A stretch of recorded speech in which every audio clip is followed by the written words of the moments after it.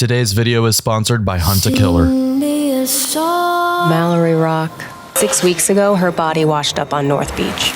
It's Beth. I just got a box in the mail. My sister was murdered. And it wasn't just any random box. It was a box of clues to a murder.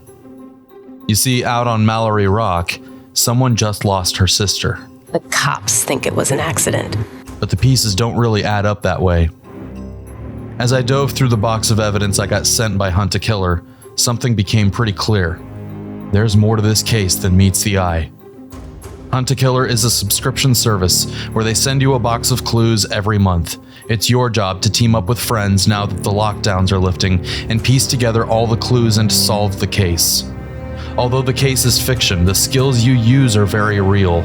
Every month, they'll send you a box of clues, everything from documents, pieces of evidence, and other pieces to assist you in solving a case. I have to say, when I first got my box of clues, it was really high quality in the presentation. And one of my favorite things about this is that part of the proceeds for every single box goes toward the Cold Case Foundation, an organization dedicated to helping with real-life cold cases. And right now you can get 20% off your first box of clues when you go to huntakiller.com/NightDocs and use promo code NightDocs. Again, promo code NightDocs for 20% off. It's time for you to become the investigator with Hunt a Killer.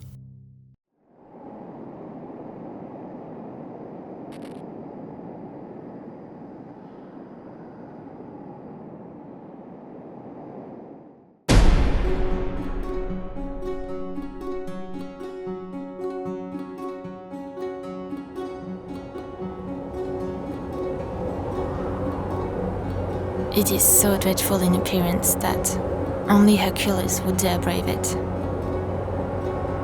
Only the greatest of courage dare to shoot at it, albeit from a distance, and could only do so with an uncertain trembling of hand. It stands on its hind legs while it strangles and decapitates with the other two. It is so greedy for human blood that it eats even the earth which is watered with it.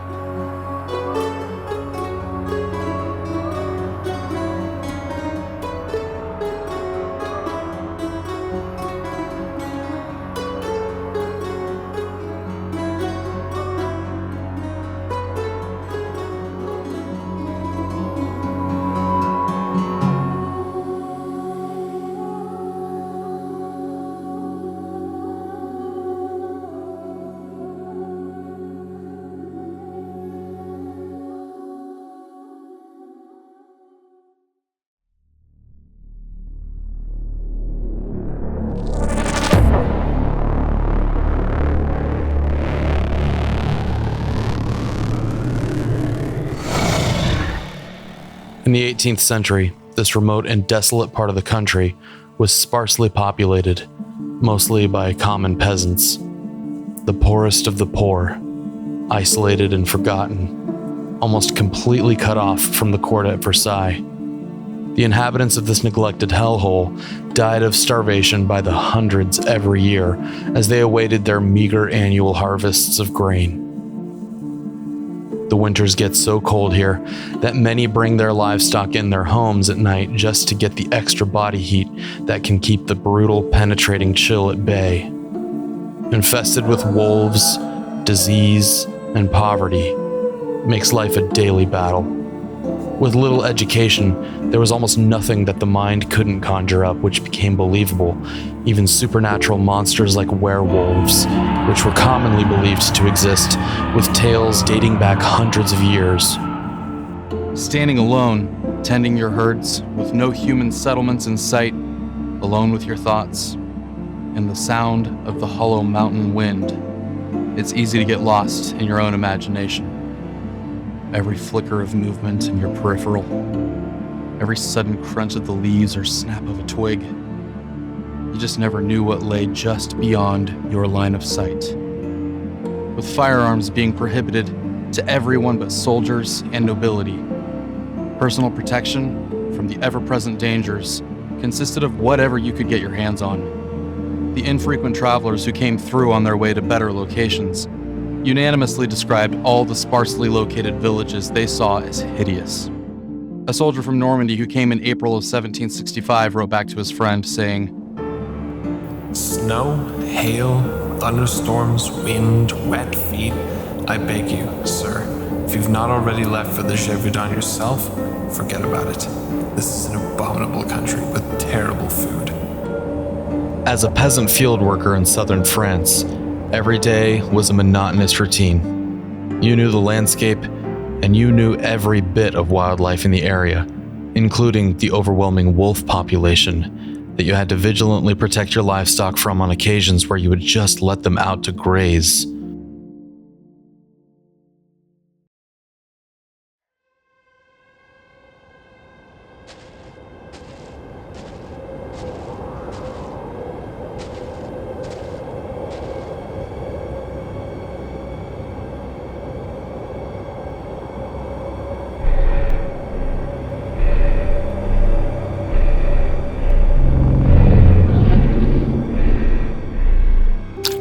On the last day of June 1764, the body of a 14-year-old girl, Jean Boulette, is found in a field completely eviscerated and almost unrecognizable, partially eaten. In fact, there's so little of her left intact that the priest wrote that she had to be buried without sacraments, since there was almost nothing to even put in the ground.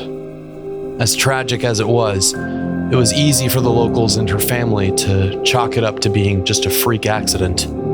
A few weeks earlier, they had ignored another frantic young woman out tending her own livestock when a beast she described as being the size of an adolescent calf burst out of the woods attacking her. Far more interested in the girl than her cattle, she describes its unusually broad chest, long talons, its huge mouth full of canine teeth, and fiery red eyes that seemed to sparkle or glow. The shaggy rust-colored mane with a dark stripe running down its back. Just as the beast closed in, several large bulls charged between her and this strange attacker. Charging again and again, the beast would find no easy meal today, as it turned and disappeared into the dense forest as quickly as it came. As the terrified girl recounted the ordeal, her family and friends considered her just hysterical, mistaking a common wolf for something far different. It would be over a month before the beast attacked again. But once it did, news of this strange beast quickly spread all around the region, turning into a full-blown crisis as terrified peasants, gripped with fear, refused to go outside to tend their herds or just work their fields, crashing the delicately small local economy. Between August 8th and September 1st, an additional 3 victims would fall, all of them teenagers. Word quickly spread that something was out of the ordinary. Wolves were known to occasionally be a danger, but the unimpeded slaughter that they were seeing was far beyond anything the terrified locals had seen. On September 8th, a 36-year-old woman was the first adult attacked. She was ambushed by the beast in a field. The hungry beast hunting for its new meal came out of the woods, red eyes glowing and hungry. With the dusk light fading as she ran as fast as she could back to her home, the beast closing in fast. She clamored for the safety just on the other side of the door. She must have felt the relief as it came just within her reach, and then the sudden jolt as her body hit the ground and the stench of the beast's breath filling her nostrils, screaming in raw, primal, desperate agony as the beast took her head in its massive jaws, the pressure building as it crushed bone and then devoured her. Her neighbors and family, finding her half-eaten remains, began to mobilize, spreading the word to neighboring villages. As the attacks continued, the locals hoped that as winter approached, the beast would either move on or die in the bitter winter snows. But as the year 1764 came to a close, the frequency of attacks only increased.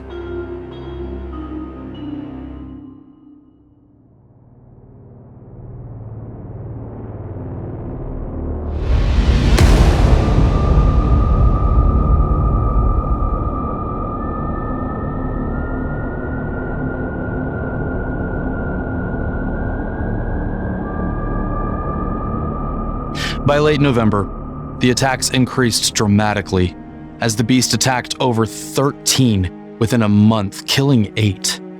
Because peasants were forbidden under French law to possess firearms, they had been nearly defenseless against the massive infestation of wolves that had already been prowling the countryside, let alone a beast that seemed to purposefully hunt and prey on them.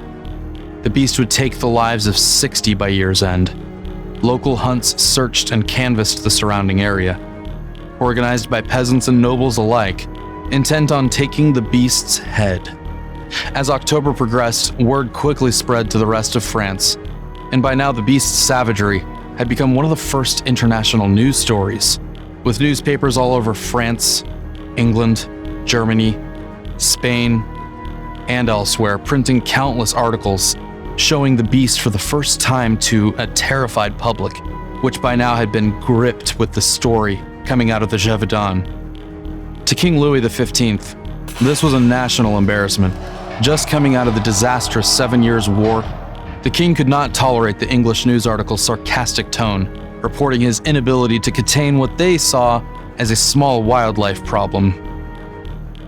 Finally, the king announced a handsome reward for whoever could kill this now famous mountain terror. Thousands of hunters descended on the region to claim fame, glory, and the bounty that was offered by King Louis for the body of the beast.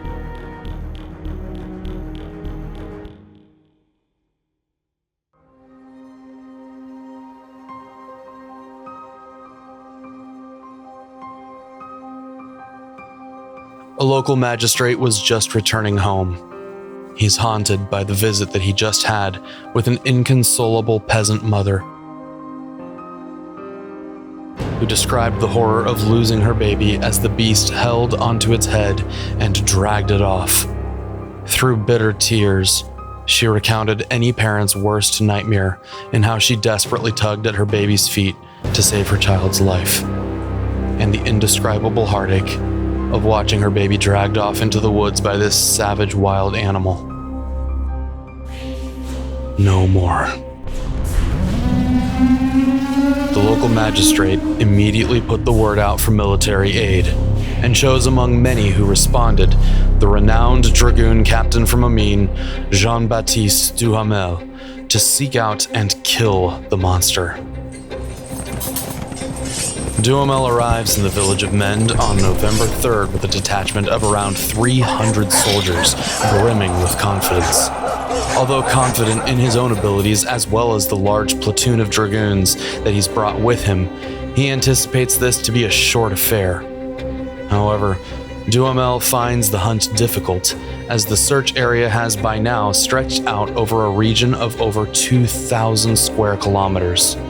An officer of high renown in the king's army, Duhamel's delicate sense of pride and honor won't tolerate failure, and nothing short of an easy kill will suffice in his mind. As Duhamel arrives with his troops, he immediately begins a massive hunt, bringing a large hunting party of over 10,000 volunteers to canvass the woods around the most recent attacks. It isn't long before Duhamel's hunters encounter the beast, and the experience Duhamel describes, if it is to be believed, defies all imagination. The beast came out and passed in front of 2 of the hunters. The first shot it about 10 paces away. It fell instantly and got up immediately. The second hunter shot it at the same distance as soon as he saw it get up. It fell again. The 2 hunters as well as some peasants ran on it, believing it dead. It got up again and re-entered the woods, appearing to have an uncertain walk and going slower, though still faster than those who were chasing it. It received another shot in the wood, which, like the first 2, did not kill it. It came out of the woods. A hunter shot it again about 50 paces away.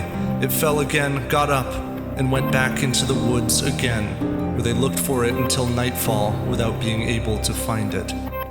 What manner of beast was this that even bullets could not stop it? His frustrations turned to hostility and deception as the weeks dragged on.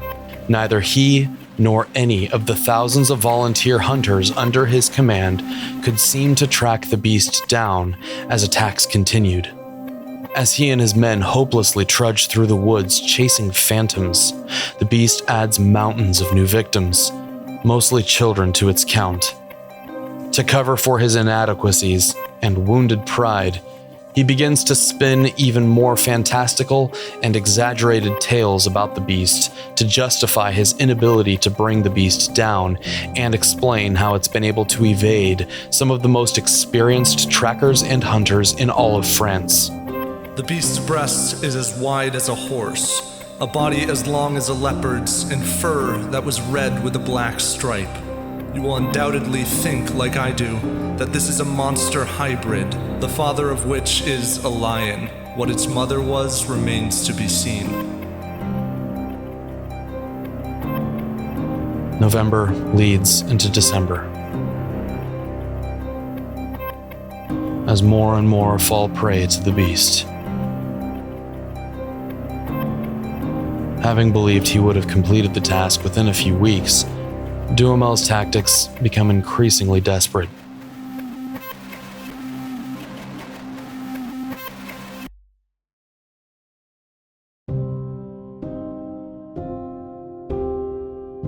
Beginning with the death of 70-year-old Catherine Valley, who was found partially eaten, Duhamel began forbidding families of devoured victims from collecting their loved ones' remains.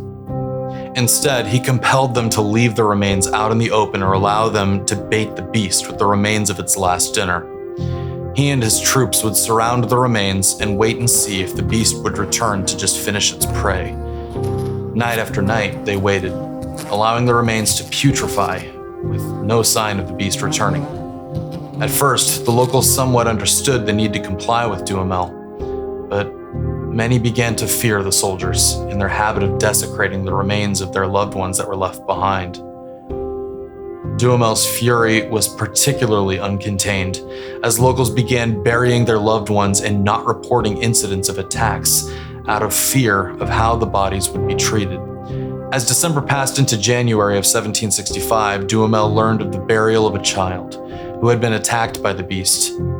In a moment of rage, he marched to the village and jailed the grief-stricken father of the dead child. Duhamel pushes his troops harder and harder, hunting from sun-up until sundown without rest. Meanwhile, the deaths pile up, and a pattern begins to emerge, showing the beast's predilection to decapitation, sometimes seemingly out of sport. On December 20th, Duhamel writes of one particularly horrifying death of a certain young woman.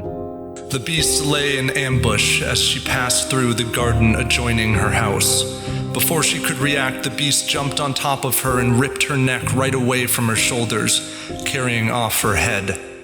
Frustrated, they trudged through the woods in search of it. And then he saw it, mere paces away. Separated from the rest of his men, he slowly raises his musket, focusing on the prize. One pull of the trigger, and his whole nightmare could be over. He just needed to make this one shot. Unaware of the advantageous position he was in and how close he was to the kill shot, his men saw the animal themselves and charged, startling the beast. It quickly changed direction and ran off into the darkness, far too quick of a pace for the dragoons to give any proper chase. Duhamel was inconsolable. Writing to a friend, "Imagine my sadness. I had 3 balls in my musket. Ask yourself if I could have missed, firing from 4 paces. This was to be the most glorious moment of my life. After having endured so much pain and fatigue, I myself would have had the satisfaction of delivering this country from the scourge that afflicts it. I did not reload my musket, but took pistol in hand and ran into the woods as fast as the horse would carry me. As fate would have it, no one was present at the edge of the wood to tell me which way the beast had gone. Instead of going right, I went left." Intending to go out at the crack of dawn in pursuit, the coup de grace to this painful event came in the form of torrential rain that made any pursuit impossible. And while Duhamel tried various methods, varying from savage barbarism to vaudeville comedy to claim the beast's hide, one attack would become one of the most widely told stories of them all. It's January 12th, 1765, and a group of 7 children ages 8 to 11 are outside the village of Villeray, attending their cattle. As they reach the top of a hill, they notice the beast only feet away from them. It had been hunting them and was now ready for its next meal. The children, armed only with the sticks that they used to herd their livestock, clustered together into a circle, terrified and unsure of what to do as the beast snarled and circled them, looking for the weakest child to target. Desperately, the children stabbed at the beast with their sticks, but to no avail. The beast hardly bothered by the defensive movements.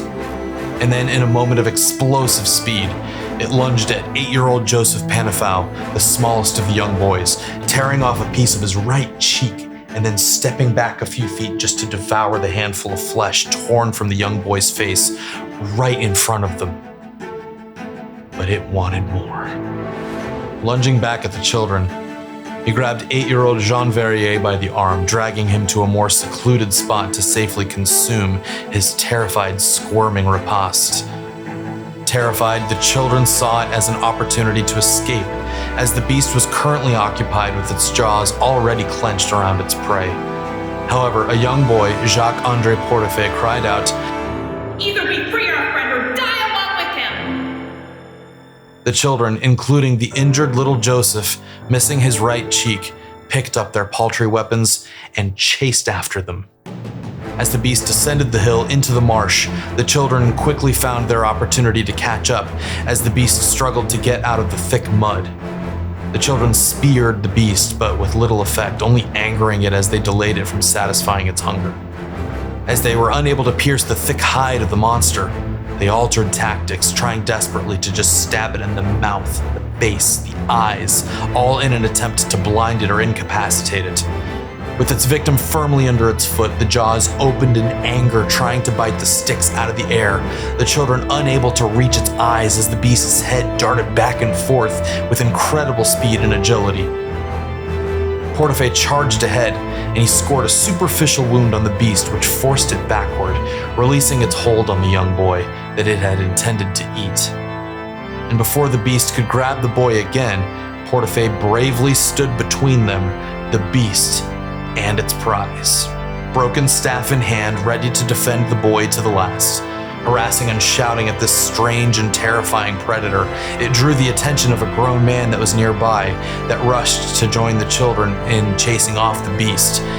With the arrival of this much larger threat, the beast retreated toward the village of Grosset, where it found a 15-year-old boy and ate him alive.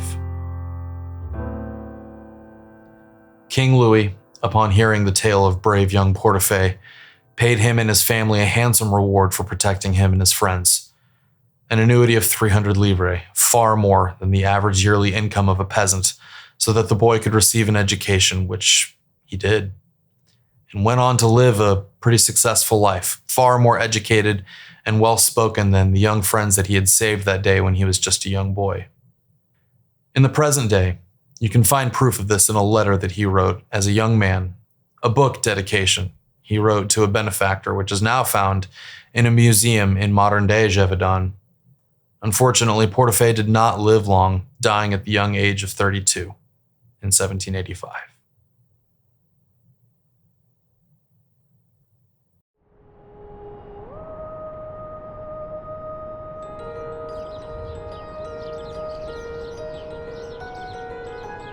As winter vanishes into the warmth of spring thaw, it became clear that this solitary, unknowable creature would devour not only flesh, but the precious honor of all who pursued it. Although it's difficult to pinpoint the exact moment that King Louis XV lost his patience with Duhamel's inability to bring the beast down, suffering the taunts and insults of English newspapers, a paper read widely throughout France summed up the frustrations of the public quite succinctly.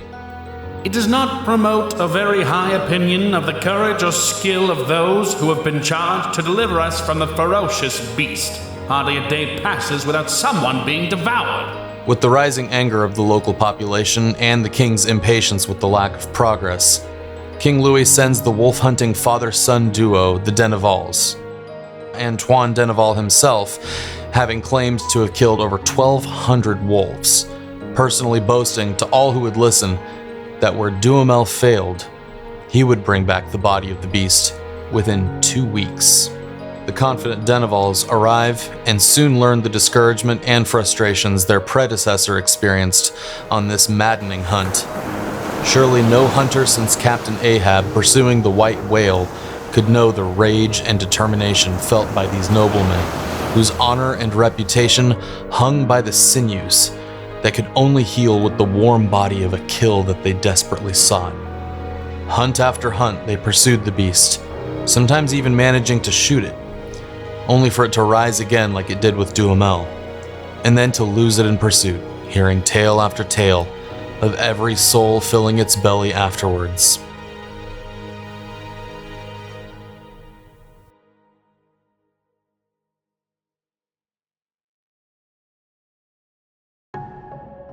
It was a brisk spring day when Jeanne Varlet, a mother of 6 and heavily pregnant with her 7th child, was outside watching over 3 of her children, ages 10, 6, and 18 months.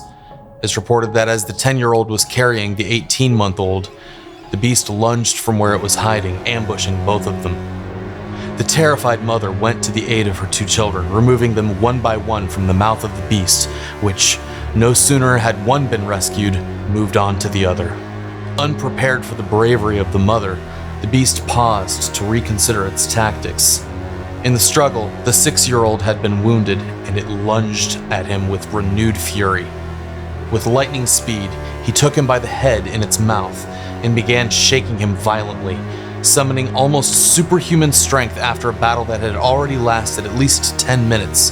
The pregnant Jeanne Varlet tackled the beast and mounted it as if it were a horse, ferociously defending her baby. As the beast bucked and snapped and roared, she was rapidly losing strength, despite the rush of adrenaline coursing through her. As she began to slide off the beast's back, she grabbed it firmly by the balls and squeezed. The beast howled and jerked away from her, holding her son's head in its mouth. It darted over a wall and into a field. With precious little strength left, Jeanne leapt over the same wall to give chase, hopelessly exhausted from the struggle. As she began to feel the dizziness overcome her, she watched in horror as the beast began to mangle and eat her baby. And then, when all hope seemed to fade, a lance appeared, stabbing the beast firmly in the side. Her adolescent son, who had been some distance away, had heard the commotion and had come running.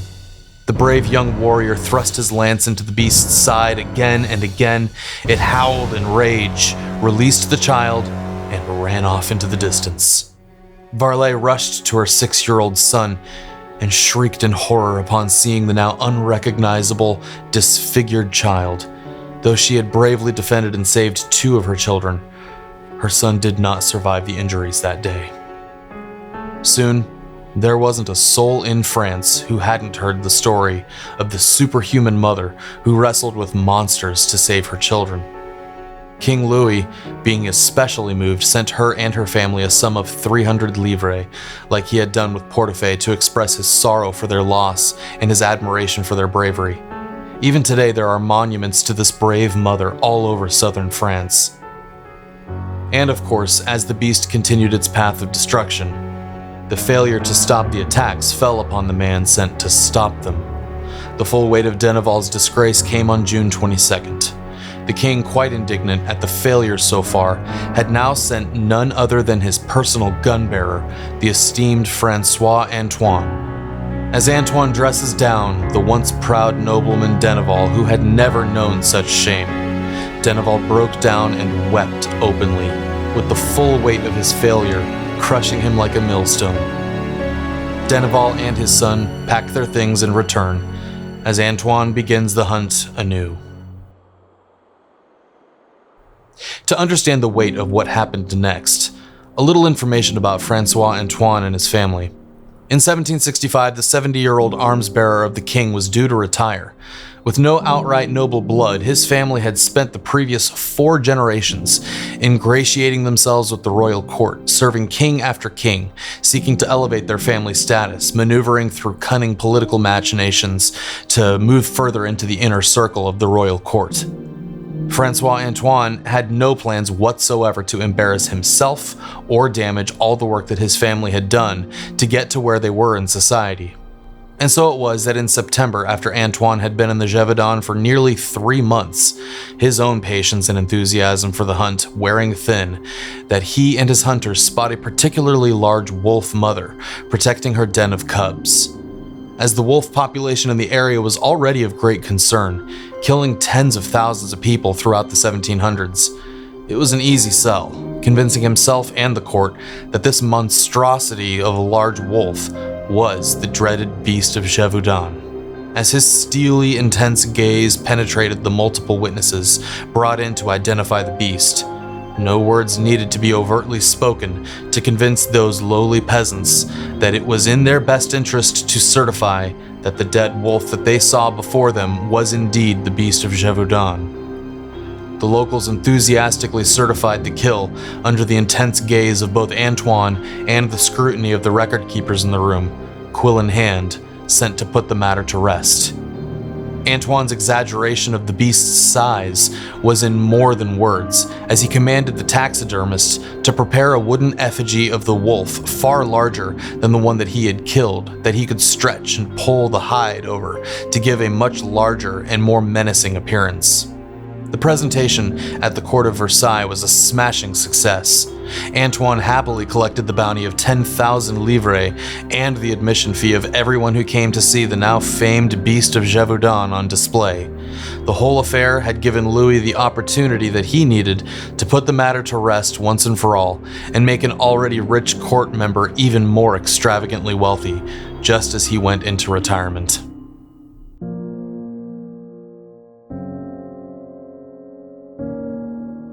It's now 11 days shy of the 3-year anniversary of the beast's first known victim.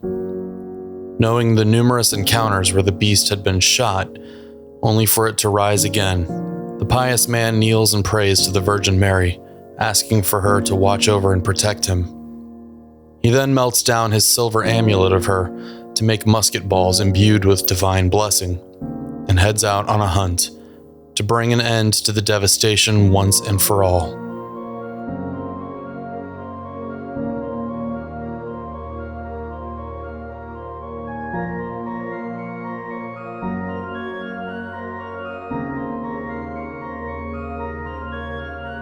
Fool. You come before me after I have dined on your kind. Your weapon will not evade my hunger. Your flesh will satisfy. For all but a moment.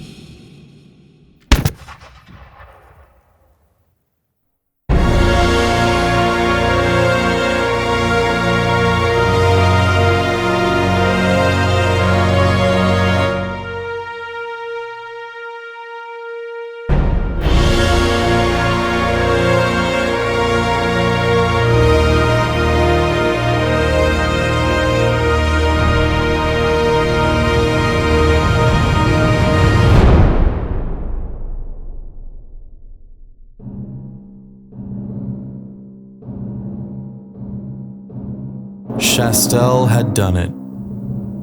Other hunters who were with him cheered and wept, knowing that the one true beast finally lay dead before them. When the elite of France abandoned them, Jean Chastel had done what no one else could. For the first time in years, peasants could bask in the sun and feel safe.